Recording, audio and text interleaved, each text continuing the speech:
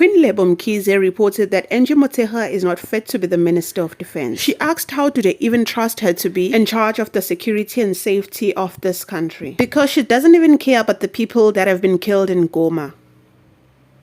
Fellow South Africans, wonders shall never end.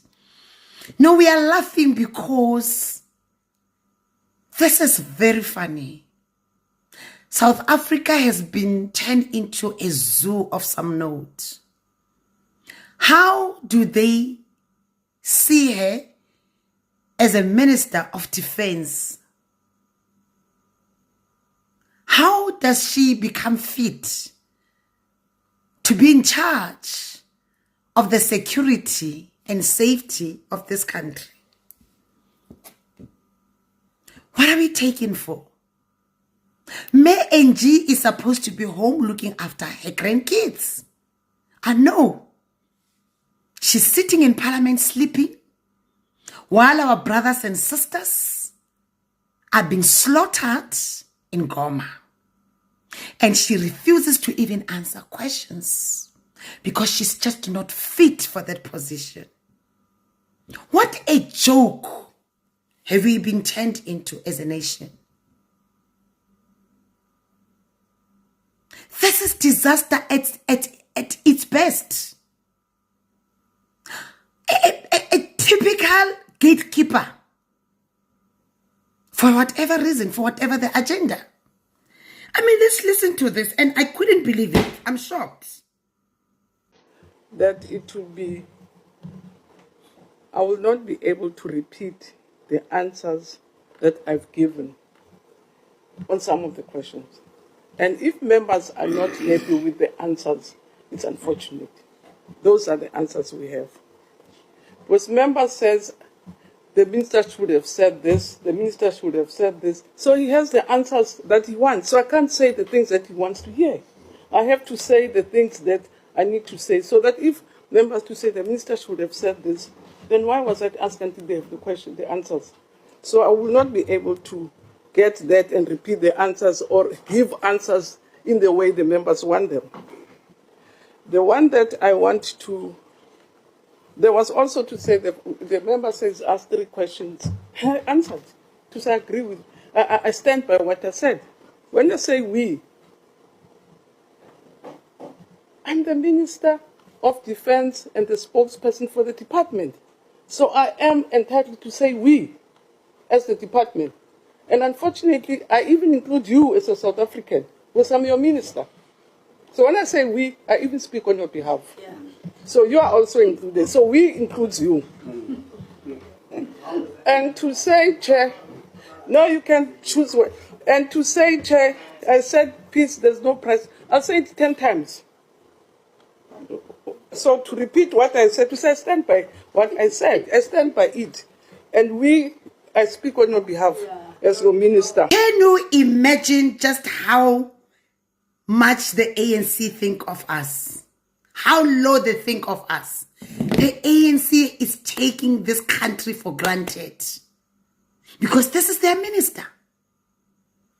Angie cannot even repeat answers because she's got no answers. She is just there as a gatekeeper for the best interest of only God knows who.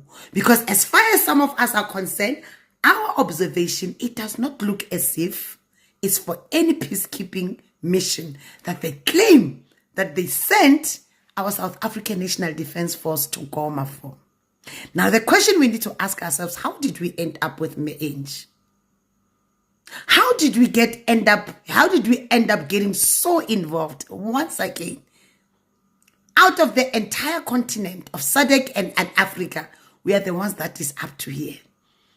And here we are stuck with a minister who can't even answer simple questions. Who is going to be responsible and accountable for the slaughtering of our soldiers? Was South Africa ready for this war? Definitely no. Does South Africa need war right now? Definitely no. I just finished my life and I said to the guys, as the South African National Defense Force cannot even protect South Africans or South Africa as a country against Zamazamas. which is illegal miners. But they think they have what it takes to go and fight in Goma. And guess what? The president does not even address the nation. That just goes to show how low they think of us. Why must South Africans as soldiers' lives be sacrificed for the best interest of the masters? Because I kid you not, I doubt if it's got anything to do with peacekeeping mission. I don't think it's got anything to do with it. Do we need war? Why are we bringing war into South Africa?